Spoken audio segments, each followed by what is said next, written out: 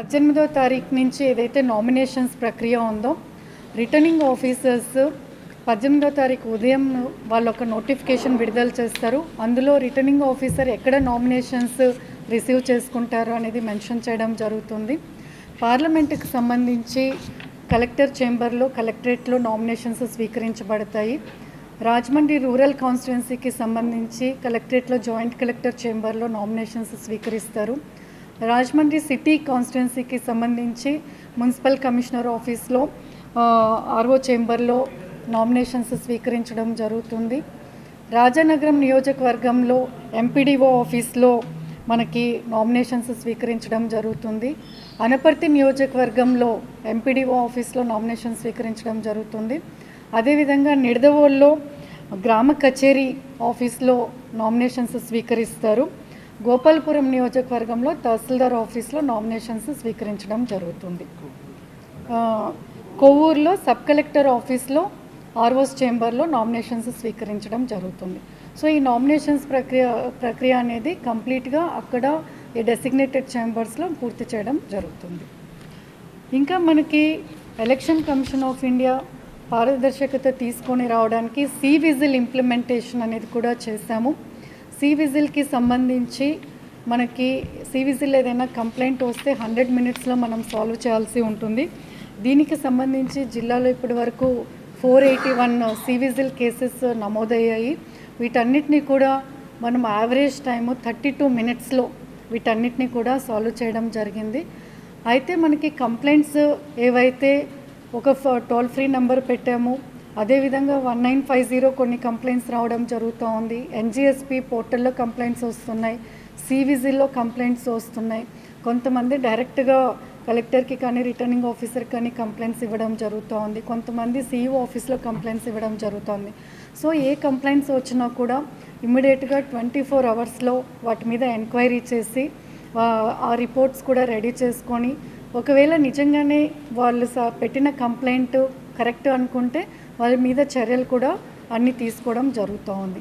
వీటన్నిటికీ సంబంధించి కలెక్టరేట్లో కూడా ఒక కంట్రోల్ రూమ్ ఏర్పాటు చేశాము. సిబ్బంది కూడా 24 అవర్స్ 3 షిఫ్ట్స్లో పనిచేస్తూ ఉన్నారు. కాబట్టి ఎక్కడ ఎవరికైనా కంప్లైంట్ ఉన్నా కూడా ఈ డిఫరెంట్ ఫోరమ్స్ యూజ్ చేసుకొని కంప్లైంట్ చేయడానికి కూడా వారికి అవకాశం ఇవ్వడం జరిగింది. ఈసారి ఎలక్షన్ కమిషన్ హోమ్ ఓటింగ్ అనే ప్రక్రియ అనేది స్టార్ట్ చేశారు. అంటే 85 ఇయర్స్ ఏజ్ దాటిన వాళ్ళు ప్లస్ పీడబ్ల్యూడి ఓటర్స్ అంటే ఫిజికల్లీ డిసేబుల్డ్ ఓటర్స్ ఎవరైతే ఉన్నారో 40% డిసెబిలిటీ ఉన్న వాళ్ళకు కూడా హోమ్ ఓటింగ్ అనేది అవకాశం ఇవ్వడం జరిగింది. మన జిల్లాలో టోటల్గా 28,000 మంది ఓటర్స్ ఇటువంటి ఓటర్స్ ఉన్నారు. అయితే 28,010 ఓటర్స్కి అందరికీ కూడా ఫామ్ 12D ఇవ్వడం జరుగుతుంది. అది కూడా ఆర్ఓస్ అందరికీ కూడా ఫామ్ 12D చేర్చారు. అవి మళ్ళీ మనం రిటర్న్ కలెక్ట్ చేసుకుంటున్నాము. ఇప్పటి వరకు సుమారుగా 2,000 అప్లికేషన్స్ మనకి రిటర్న్ వచ్చాయి. ఇంకా వాటికి 22వ తారీఖు వరకు టైం ఉంది. కాబట్టి 22వ తారీఖు వరకు ఎవరైతే 12Dలో ఫామ్ 12Dలో హోమ్ ఓటింగ్కి అప్లై చేస్తారో వారందరికీ కూడా హోమ్ ఓటింగ్ అవకాశం ఇవ్వడం జరుగుతుంది. మందిని ఎవరినైతే అపాయింట్ చేశామో వారందరికీ ఫామ్ 12 ఇవ్వడం జరిగింది. అదేవిధంగా ఎసెన్షియల్ సర్వీస్ ఓటర్స్ అని ఉంటారు. అంటే పోలీసు సిబ్బంది కానీ, లేదా మనకి రైల్వేస్ కానీ, లేదా మెడికల్ డిపార్ట్మెంట్, పోస్టల్ డిపార్ట్మెంట్ ఎవరైతే ఆ రోజు ఎమర్జెన్సీ సర్వీసెస్లో ఉంటారో వారి ఓటు హక్కు పోలింగ్ స్టేషన్కి వెళ్ళి చేసుకోలేరో వారికి కూడా ఫామ్ 12 కేటాయించాము. నోడల్ ఆఫీసర్స్ సంబంధిత డిపార్ట్మెంట్స్కి అపాయింట్ చేయడం జరిగింది. సో వాళ్ళకు కూడా ఫామ్ 12 ఇచ్చాము. అదేవిధంగా డ్రైవర్స్, వీడియోగ్రాఫర్స్, తర్వాత మీడియా సిబ్బందికి ఎవరికైతే authorization letter election commission of India ఇస్తారో వీరందరూ కూడా ఆ రోజు వారి ఓటు హక్కు వినియోగించుకోవడానికి వారందరి దగ్గర ఫామ్ 12 అనేది తీసుకొని ప్రతి ఒక్కరికి కూడా పోస్టల్ బ్యాలెట్ అనేది ఇవ్వడం జరుగుతుంది. మీటర్స్ లోపల ఓన్లీ 3 వెహికల్స్ని అలౌ చేయడం జరుగుతుంది. అండ్ నామినేషన్స్ వేయడానికి కూడా క్యాండిడేట్ కానీ క్యాండిడేట్ వారి ఏజెంట్తో పాటు ఓన్లీ 1+4ని మాత్రమే ఆర్ఓస్ చేంబర్లోకి అలౌ చేయడం జరుగుతుంది. నమస్తే అండి. సో మనకు అందరికీ తెలిసినట్టు మార్చ్ 16th నుంచి షెడ్యూల్ అనౌన్స్ చేసినప్పటికీ సో మన ఎలక్షన్ రిలేటెడ్ ప్రిపరేషన్ అనేది డిసెంబర్ 25th నుంచి ఎలక్షన్ కమిషన్ విజిట్ అయినప్పటి నుంచి కూడా మనం స్టార్ట్ చేయడం జరిగింది. సో అప్పటి నుంచి టిల్ డేట్ సో 6,006 మెంబర్స్ని మనము బైండ్ ఓవర్ చేసి ఉన్నాము. సో దీంట్లో 6,006 members, 6,006. So till date bind over చేయడం జరిగింది. దాంట్లో రౌడీస్ ఉండొచ్చు, బాడీలీ అఫెన్సెస్లో ఇన్వాల్వ్ అయిన ఉండొచ్చు, మర్డర్ కేసెస్లో ఇన్వాల్వ్ అయిన వాళ్ళు, ప్రీవియస్ ఎలక్షన్లో గొడవల్లో ఇన్వాల్వ్ అయిన వాళ్ళు, ప్రీవియస్ ఎలక్షన్లో బైండ్ ఓవర్ చేసిన వాళ్ళు, ట్రబుల్ మాంగర్స్, ఆర్మ్స్ యాక్ట్లో ఇన్వాల్వ్ అయిన వాళ్ళు. సో వీళ్ళందరినీ కూడా డిఫరెంట్ కేటగిరీస్ కింద ఒక ప్రాగ్మాటిక్ అప్రోచ్ రెడీ చేసి దాని బేసిస్ మీద సోఫార్ ఎటువంటి అలిగేషన్స్ లేకుండా ఇర్రెస్పెక్టివ్ ఆఫ్ ద పార్టీస్ మనం బైండ్ ఓవర్స్ చేసి ఉన్నాము. సో ఇది కాకుండా మనకు 236 వెపన్స్ ఉన్నాయి జిల్లాలో, లైసెన్స్డ్ వెపన్స్. సో దాంట్లో 177 వెపన్స్ని డిపాజిట్ చేయడం జరిగింది. మిగతా 58 వెపన్స్ స్పోర్ట్స్ అండ్ బ్యాంక్స్వి ఎగ్జంప్షన్ ఉంది, అండ్ ఒక వెపన్ ఇంపౌండ్ అయ్యి ఉంది. సో ఇన్ దాట్ రిగార్డ్ మొత్తం complete are work is 100% complete చేయడం జరిగింది. అండ్ కాన్ఫిడెన్స్ బిల్డింగ్ మెజర్స్కి వచ్చేసరికి మొత్తం జిల్లాలో యాజ్ ఆన్ డేట్ 230 జగాల్లో విలేజెస్ ఉండొచ్చు, వార్డ్స్ ఉండొచ్చు, ఐడెంటిఫై చేసి ఎక్కడ ప్రీవియస్ ఎలక్షన్స్లో 2014 అండ్ 19 ఎలక్షన్స్లో ఎక్కడ గొడవలు జరిగి ఉన్నాయి, ఎక్కడ క్రిటికల్ పోలింగ్ స్టేషన్స్ ఉన్నాయి. సో అన్ని చోట్ల కూడా మనకు March 1 నుంచే మనము కాన్ఫిడెన్స్ బిల్డింగ్ మెజర్స్ కింద ఫ్లాగ్ మార్చెస్ కండక్ట్ చేయడం జరిగింది. సో మీకు అందరికీ తెలిసినట్టు జిల్లాలో ఆల్రెడీ 4 CISF కంపెనీస్ March 1 నుంచి ఉన్నాయి.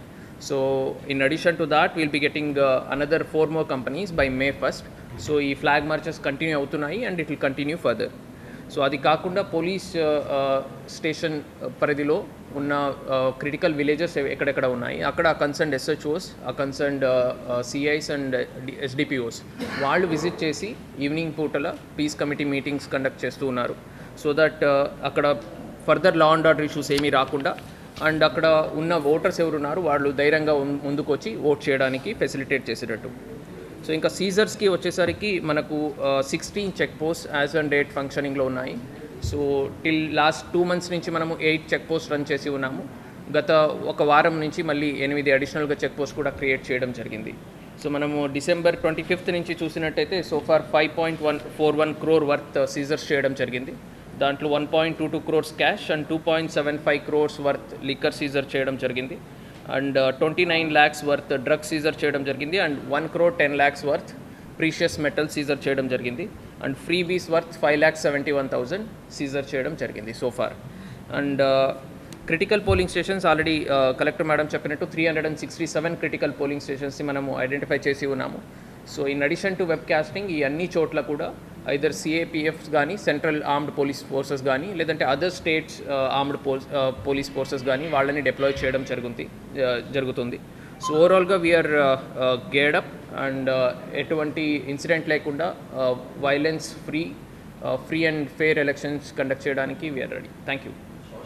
వచ్చినట్టు దాదాపు 300 గ్రూప్స్ ఇంక్లూడింగ్ వాట్సాప్ ఉండొచ్చు, ఇన్స్టాగ్రామ్ ఉండొచ్చు, ఫేస్బుక్ ఉండొచ్చు, ట్విట్టర్ అన్ని చోట్ల ఐడెంటిఫై చేయడం జరిగింది.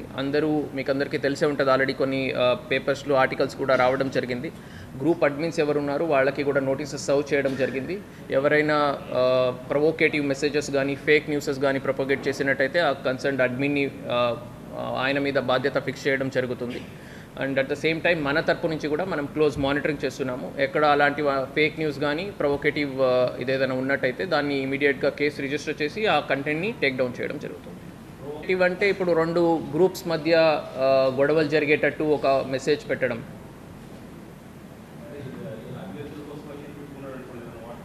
అది యాజ్ పార్ట్ ఆఫ్ క్యాంపెయినింగ్ పెట్టుకుంటే ఇబ్బంది లేదు.